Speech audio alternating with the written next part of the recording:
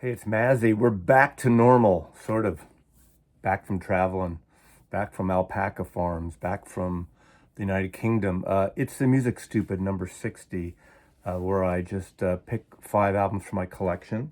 Not randomly. I think about this. I get in a mood of one record and I go from there. And how I started this, I was thinking of the whole crossover. 1977, I graduated college. And the last 2 years of college, I was managing a record store. So full time plus working in a record store and going to college at the same time. So I went 5 years for a 4 year course because I cut back on I think I took three classes a semester rather than five while I was working. And I did it. How do people do it these days? They're so lazy, the kids these days. But I was working and getting a degree, a Bachelor's of Arts, and I was thinking about this 1977, okay? 76, really the punk thing started with the Ramones and groups like that, but really 77, it started to, the whole new wave and punk thing was happening. But also, I was getting a lot of records in the country rock vein, everything from Emmylou Harris over the last few years. Uh, and look at Rumors, 1977, one of the biggest things. So that that period of time in terms of record sales, it was Fleetwood Mac and the Eagles and Peter Frampton and you know uh, Steve Miller, the major kind of boomer acts. Well, we were young, 20, 24 year olds then. But that was the stuff that was happening. Of course, the prog stuff and Pink Floyd's Animals and a lot of records. I could have chosen a lot of records, but I picked five records that I just kind of want to talk about that I got at the time in 1977, and these are all my original copies. And I want to start out with the punk scene a little bit, and then go into sort of new wave. I'll weave around a little bit, and influencers of new wave and punk too. One artist at the very end, one of my favorites. That's a clue. You already know what that is, probably. But I'm going to start with this album, The Dam. This is the debut album, and this is my original UK copy. Now, the original album, the way it was pressed in the UK by Island, Stiff Records versus Island, or put out through Island Record in the UK, had an interesting photograph on the back. So this is not the first press, but this is kind of the first press. I think is pretty rare. I don't know in terms of monetary, but it doesn't matter because it's the music. Stupid. There was a picture of Eddie and the Hot Rods on the back rather than a picture of the Damned. This was produced by Nick Lowe, of course, the power pop king at the time, and just after this, not only for his own records, but producing Elvis Costello and a lot of stuff for Stiff Records, coming out of that whole scene of pub rock, things like that. So this is a really good record. Now, The Damned, I saw them on their first trip. I don't remember if it was 77 or into 78 when they came through San Francisco. So I saw them around this period after I got this record. And I remember, we got to think of terms of records in the time. This record probably sounded pretty out there, atonal, not great vocals, a typical, the cliche of punk rock where they kind of don't have their whole act together, although working with Nick Lowe, a pretty established musician, a great bass player, of course, a songwriter and producer. This is a fabulous record, and I just listened to this record over the last couple of days, and it's not as uh, in your face as I remember it being when I first heard this in 1977, especially compared to like Book of Dreams by Steve Miller or Fleetwood Mac. But there's a certain assault on this record. There's a certain sense of humor on this record. The song New Rose, I believe, was the single, was the song that got the most radio play. I think it hit the charts, not high in the charts in the UK. Neat, Neat, Neat Fan Club. All these records, including this, is one kind of ballady, slower song, but the rest is pretty fast. And, I wouldn't say the Damned are in my top echelon of punk bands, but I didn't really follow them much after their first couple of albums. But I just love just, the youthful exuberance of bands like The Damned and how they really kind of manifested something. And they really, you know, a lot of people heard about these bands, even if they didn't actually listen to them. The Damned was one of those bands with a great name, like, the Dead Kennedys or or the Sex Pistols, or even the Clash. All of the Clash probably got more airplay in the States. Sex Pistols too, in a way, on certain stations. But this is a good album. I wouldn't say it's a fantastic album, but I like it. I kept it. You know, been there, done that. But The Dam's debut, 1977, produced by Nick Lowe. Next, another album from 19. Well, all these are from 1977, as I said. This is going in a little different direction, but again, another British band, and that had a punk DNA. And this is the second album in 1977 by this band. Their first album was earlier in the year. This came out, I think, November in 1977. And this is when I was actually managing the store. I was given a promo copy from the Polydor rep, and this is the second album by The Jam. This is The Modern World. This is the American configuration. You can see this is attention programmers, please audition side 2, band 1.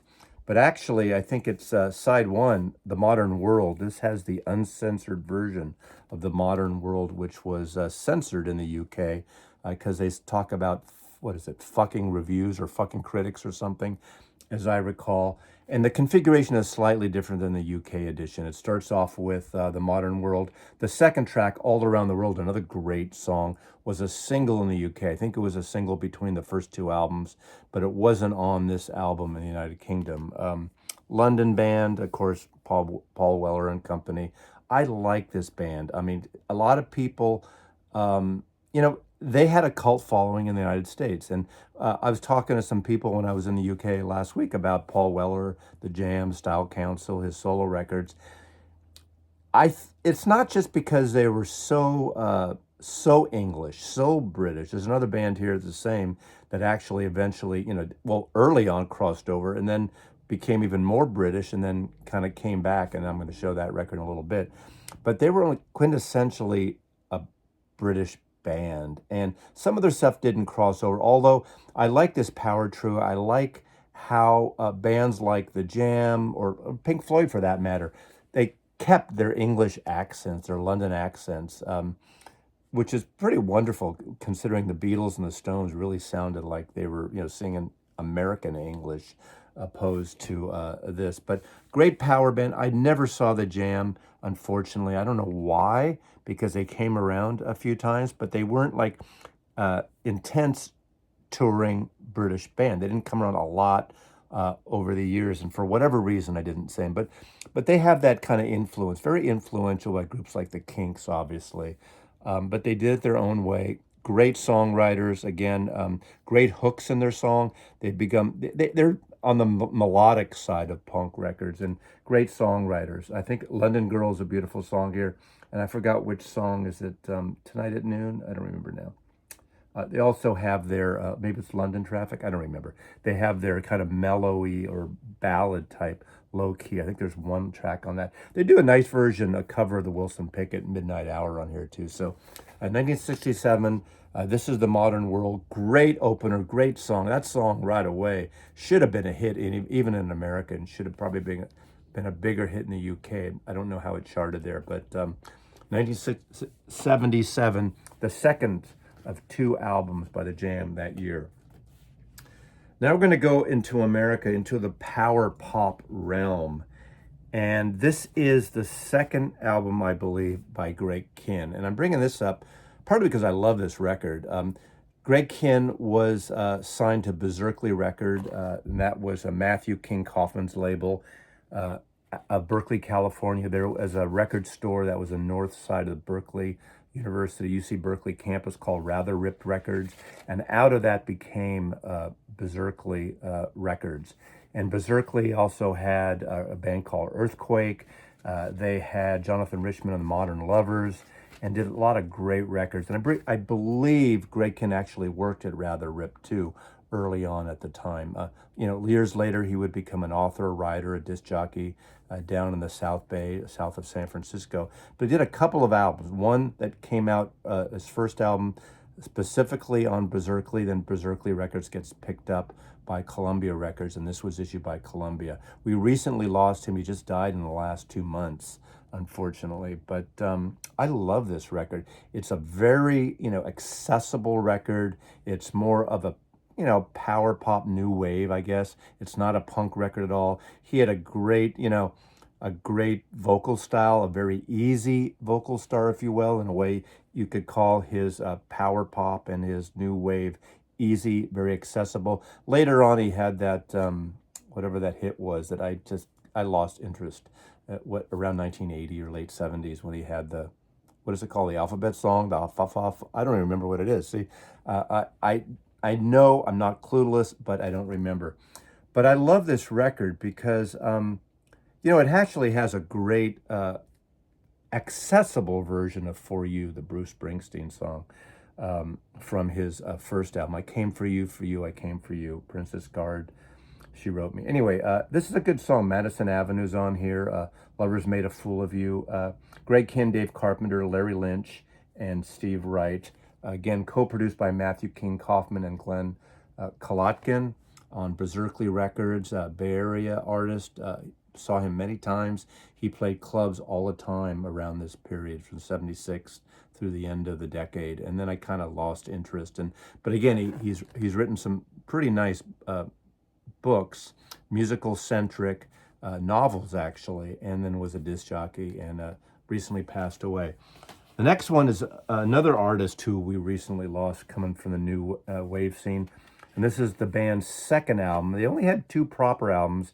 Then he had a solo album. It came out of Tulsa, Oklahoma, and that's the Dwight Twilley Band. Dwight Twilley, Pretty Boy number 1 here versus Pretty Boy number 2. Phil Seymour on drums. The two met in Tulsa, Oklahoma. Was signed on, I think it was on Leon Russell's label initially, Shelter Records, and then eventually picked up by Arista Records. This is on Records. And his records, his songs, especially 2 songs on here, are earworms. They're ear candy. Wonderful power pop. You got Looking for the Magic with this great kind of vibrato voice, accessible. It just reels you in. And the other one, the fade in, is Trying to Find My Baby. Friday morning, dun, dun, I'm trying to find my baby. Excuse me. He has that kind of self-vibrato, not through a machine, the way they're singing. I just love this record. I just played this again. Obviously, since we lost, you start pulling things out of your collection. That's why I love having this collection, because it's like the library I can refer to when I am in the mood. And so this is the one that actually I pulled that got me thinking of 1977 and the new wave, the punk scene, and of course the big arena bands that were happening, whether it's Pink Floyd or others, or Steve Miller finally, broke into 73, 74 too. But I love this record, and great songwriting. You have Twilly Don't Mind on here. Here She Comes. Just a fabulous record on Arista Records, a second record. And rest in peace, Dwight Twilley on that. Ending up with a band that influenced all these bands, and this is the Kinks' Sleepwalker. Now, this I just saw is getting reissued this year, I think from Analog Tapes, but if you have an original copy, do you need it? Probably not, but this is an excellent album. As you know, if you follow the story of the Kinks or followed my channel, they're one of my top 3 favorite bands ever. And of course, if I had to, pick, I would pick the 60s Kinks, especially that 66, 7, 8, 9 period. I just think Ray Davis is one of the best songwriters ever, one of the best English songwriters. He wrote about England and just living the suburban life in London and England better than anyone else, and one of the greatest songwriters of modern English songwriting. Love this record. Ray and Dave Davis on here.